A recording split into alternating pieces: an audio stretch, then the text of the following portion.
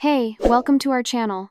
Make sure to subscribe and turn on the bell so you never miss our latest content. I've always believed that happiness isn't something you find, it's something you build, day by day, brick by brick. For me, there were no magic formulas, no grand, cinematic moments that defined a life. What mattered was the rhythm, the quiet consistency of things, the weight of the keys to the grocery store in my hand before sunrise, the familiar squeak of the front door, the scent of fresh bread and roasted coffee beans that greeted me like an old friend. My name is Silas, and for 20 years, my world was built on these simple truths. Opening the store early, greeting the neighbors by name as they walked their dogs, carefully restocking the shelves, making sure the apples were polished just so, the cans all facing forward. It was an unglamorous routine, I suppose. But it was mine, it was solid, and it was full of a quiet, profound meaning. The best part of that routine was coming home. In the late afternoon, when the sun cast long shadows across the street, I would lock the door behind me and walk the 4 blocks home. And there, waiting for me, would be Cora. She would be waiting with a calm hug. A hug that smelled faintly of clean laundry and whatever soap she was using that month.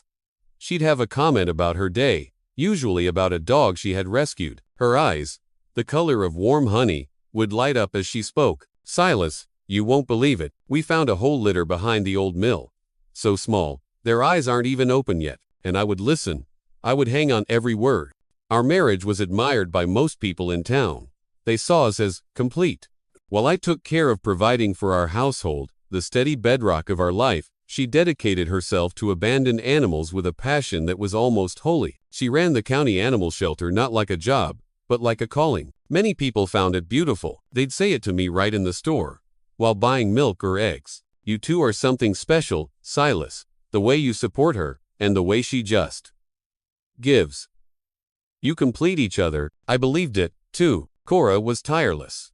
Her life was a whirlwind of fundraising campaigns, adoption fairs, and partnerships with veterinary clinics. Sometimes she came home exhausted, with muddy stains on her pants from chasing a scared animal through a field, or the strong, antiseptic smell of medications clinging to her clothes. She had endless stories to tell. Stories of animals saved at the last minute, of litters found in vacant lots, of dogs hit by cars that she nursed back to health, refusing to give up even when the odds were slim. I would listen with genuine interest, even when the long day pulled at my eyelids, urging me toward sleep. I admired her strength, her unwavering sense of purpose. She had a fire in her that I, in my quiet, steady way, did not. I never minded her absence on the weekends or her late-night outings for an emergency rescue. I trusted her. In fact, that had always been the foundation of our relationship. Mutual trust. It was the mortar holding all those bricks of our happy life together. When she said she was going to sleep at the shelter to monitor an animal in need of constant care, I'd just wish her good night, kiss her forehead, and lock the door from the inside. For a long time, a very long time, everything seemed stable, perfect, even. There was affection, there was deep respect, and although the fiery romance of our early years had cooled to a gentle ember, there was a silent connection that sustained the bond, a comfortable understanding that needed no words. I didn't expect passionate declarations or elaborate surprise. Her presence beside me in the quiet of the evening, the simple meal she'd prepared waiting on the table, the clean clothes folded neatly in my drawer. For me, all of that was love, translated into practice. And seeing the sparkle in her eyes when she spoke of a rescued puppy, that was enough to warm my heart completely. That was the world I had built. Solid. Dependable. True, or so I believed. That's why the first changes didn't catch my attention. Not really. They were small things. A meeting outside of regular hours.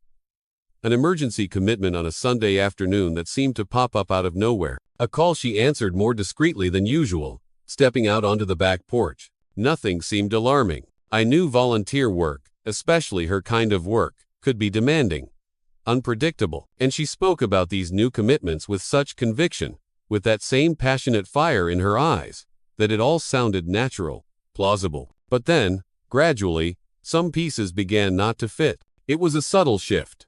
A slight dissonance in the melody of our life.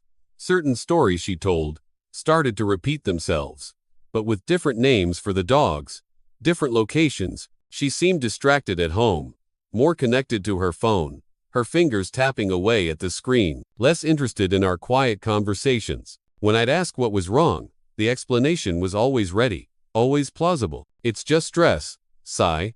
We're so underfunded right now, and this new case with the Huskies is taking everything out of me. I wanted to believe her. I chose to believe her. I told myself it was just stress and accumulated fatigue. I was her husband. My job was to be her rock, not to add to her burdens with needless suspicion. So I pushed away any negative thoughts. I buried them deep. For a few weeks, I lived each day as if everything was fine. I went back to my routine, opening the store, greeting the neighbors, stacking the cans. I forced myself to see only the woman I had always known, the Cora everyone admired. Until one Monday morning, the store was quiet. I was organizing the cash register, counting out the bills for the day. The little bell above the door jingled, and Mrs. Agnes walked in. She was an old customer, a sweet woman in her 70s who always bought the same brand of tea and a small carton of milk. We made small talk as I rang up her items, the weather, her garden. Then, she said something that stopped me cold. "You know, Silas," she said, her voice full of genuine concern, "I went by the shelter on Saturday night, around 8 o'clock. I had a big bag of dog food to donate." I nodded, smiling. "That was very kind of you, Mrs. Agnes." "Well, the thing is," she continued, adjusting her glasses, "no one was there. The whole place was dark. I knocked and waited for over 20 minutes. I was worried about the animals, you know, being all alone." I felt a strange tightness in my chest, a cold knot forming in my stomach. "Saturday night?" I asked, keeping my voice even. "Yes, dear. This past Saturday." I eventually just left the bag by the door with a note. The world seemed to slow down. The hum of the refrigerator behind me suddenly felt deafening. Cora had told me she stayed at the shelter all of Saturday night. She said she was there precisely to take care of a new dog, a shepherd mix, suspected of having parvovirus. She had described it in detail. The IV drip, the constant monitoring, the fear in the poor animal's eyes. Mrs. Agnes's words did not align with what my wife had reported. It was a simple detail, a small, insignificant crack in the foundation of my world. But it was enough. It was enough to awaken a deep, profound discomfort I could no longer push under the silence. As Mrs. Agnes walked out of the store, the little bell jingling her departure, I stood frozen behind the counter. The crack had appeared, and I knew, with a certainty that chilled me to the bone, that if I looked closer, I would find that the entire foundation was about to crumble. From the moment I heard Mrs. Agnes's comment, something inside me changed. It was as if a part of my mind, a part that had been in a long, willing state of denial, had been jolted awake. I didn't say anything to Cora that night. He simply observed. I watched how she arrived home, smiling, how she hugged our 2 rescue dogs upon entering the house, their tails wagging in a frenzy of joy. I watched how she spoke about the shelter with the same familiar enthusiasm, as if nothing was out of place. And that hurt. It hurt more than a direct confrontation would have. The ease of it all. The performance. Doubt began to grow quietly, but it took root fast. I had always been a calm man, a man who believed in simple explanations. But this time, I couldn't pretend anymore that it was just my head playing tricks on me. The voice that once whispered now screamed. I needed an answer, a concrete answer, one that would end this anguish, one way or another. Either it would confirm that everything was a terrible misunderstanding, or I would finally discover what lay behind Cora's gentle, honey-colored eyes. In the following days, I tried to extract small bits of information, discreetly. "How's that shepherd mix doing?" I'd ask casually over dinner. "The one with parvo from Saturday." "Oh, he's pulling through," she'd reply without missing a beat. "He's a little fighter. Leland thinks he'll make a full recovery." Leland, the town veterinarian, a family man, married, with 2 young children. He worked closely with the shelter. His name came up often. I tested other details, times, places, but Cora seemed prepared. She responded calmly, citing names, weaving intricate stories that were, on the surface, completely believable. But the more she explained, the more I doubted. It was as if every word was carefully chosen, as if everything had already been rehearsed. Her answers were too smooth, too perfect. The trust I had lived by for 20 years was gone. In its place was a gnawing, acidic suspicion. So, on a Tuesday morning, after a sleepless night spent staring at the ceiling, I made a decision. I went to the small office at the back of my store, closed the door, and searched the internet for private investigation services. I wanted something discreet, without fanfare. I felt a wave of shame wash over me as I typed the words. This wasn't me. This wasn't the life I had built. I found a name. Sterling Vance. An ex-cop with good, discreet recommendations. I called. My hand was trembling slightly as I held the phone. I set up a quick meeting at a diner in the next town over. I didn't want to be seen. I explained my case to him with a detached objectivity that surprised me. I laid out the facts. The small inconsistencies. The story from Mrs. Agnes. I didn't add any emotion. I just presented the puzzle. Sterling Vance was a man who looked like he was carved from stone. He listened attentively, his eyes never leaving mine. He took a few notes in a small, worn-out notebook and accepted the job. It shouldn't take long, he said, his voice a low gravel. 3 days. I'll get you a concrete answer. I spent those next 3 days living in two worlds at the same time. At work, I was Silas the grocer. I served customers, organized the inventory, managed the cash register. I smiled. I made small talk. At home, I was Silas the husband. I kept the routine. I answered my wife's questions normally. I listened to her stories I now believed were fiction. But inside, all the while, my head weighed 1,000 pounds. Every time Cora went out, I checked the clock. Every time she came back, I tried to find something different. A new perfume. The way she held her bag. The look in her eyes. I searched for anything that might reveal more than she was saying. But everything seemed calculated, as if she knew she was being watched, as if she had trained every gesture, every smile, to be perfectly, disarmingly normal. It was the most exhausting performance of my life. On the night of the third day, my phone rang. It was an unknown number. It was Sterling Vance. I have the material, he said, his voice devoid of any emotion. It's better if I deliver it in person. We set up a meeting at the same diner. I told Cora I needed to go pick up a late shipment from a supplier. The lie felt bitter in my mouth, but it was a necessary one. I sat at a booth in the back, my heart pounding a slow, heavy rhythm against my ribs. A few minutes later, Vance arrived. He slid into the seat opposite me and placed a simple, brown manila envelope on the table. It landed with a soft, final thud. He looked at me with a flicker of something, maybe pity. "You have the right to know, Mr. Silas," was all he said. I opened it right there. I couldn't wait. Inside, there was a sequence of photographs, all in sharp color, all with a date and timestamp in the bottom corner. The first photo stole the air from my lungs. It was Cora. She was smiling, laughing, actually. A genuine, unguarded laugh that I hadn't seen in months. She was hugging a man I didn't immediately recognize from the side. But then I turned to the next page. The next photo was a clear shot of his face. Leland, the veterinarian from the city, married, father of 2 young children. In the following photos, Cora and Leland were at a roadside motel, the kind of place people go when they don't want to be found. One photo showed them entering a room together. Another, taken hours later, showed them leaving. Everything was there. Impossible to dispute. The dates and times matched perfectly with the nights she was supposedly at the shelter, caring for sick animals. The shock was immediate, but it wasn't what I expected. I didn't feel anger. Not a surge of rage. Not a desire to scream or break something. I felt a strange, hollowing emptiness.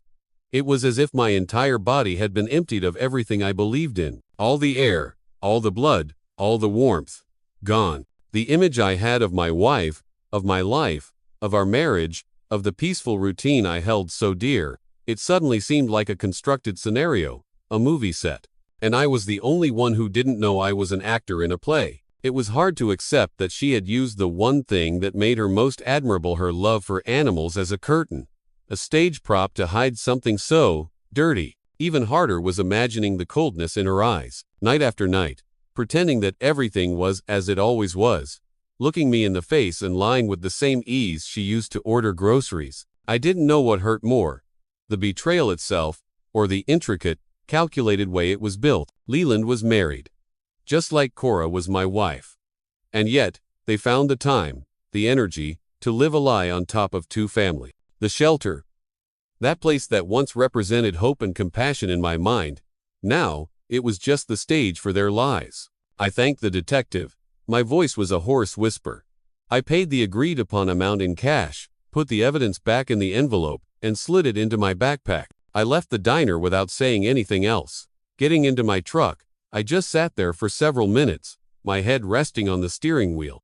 The silence inside the cab was absolute. I wanted to understand when. When had my life deviated so far from what I believed it to be? What brick had I missed?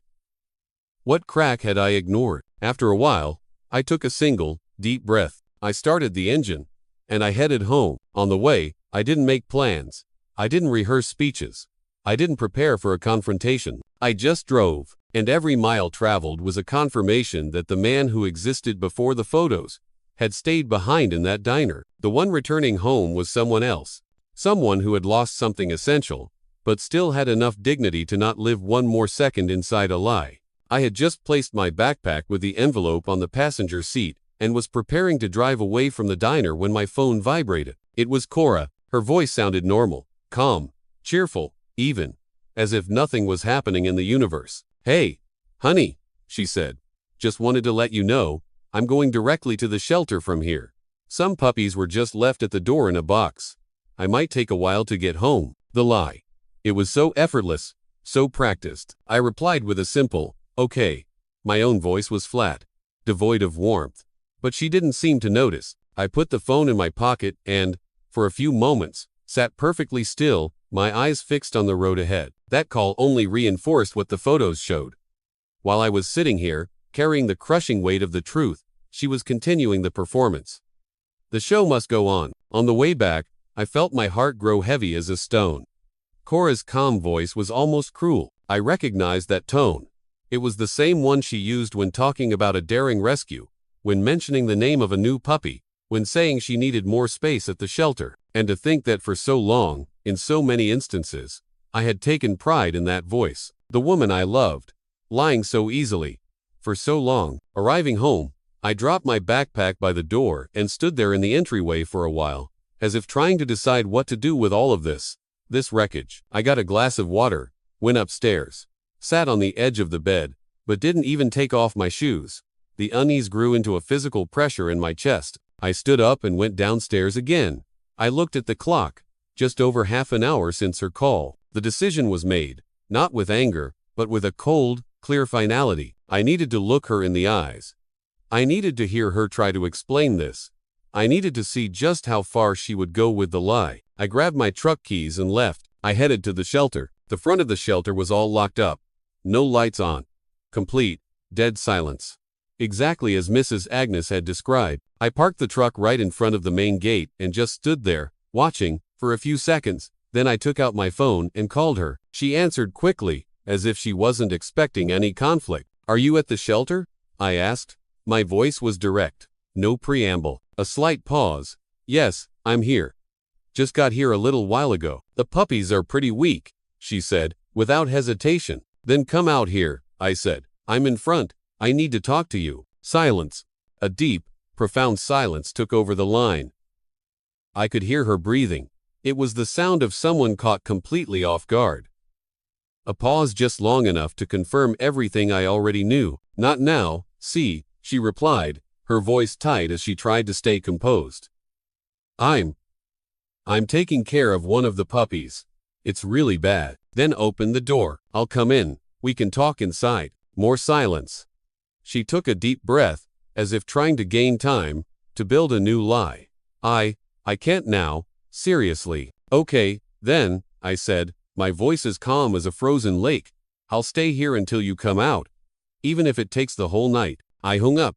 I leaned back in the driver's seat and crossed my arms.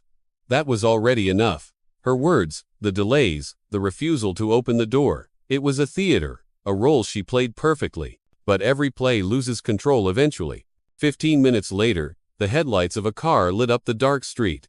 It parked next to my truck. It was her, the face I had known for half my life. Cora got out slowly, holding her keys in one hand and her phone in the other. She was tense, but she tried to keep her voice steady, tried one last, desperate lie. "I got confused," she said, forcing a weary smile.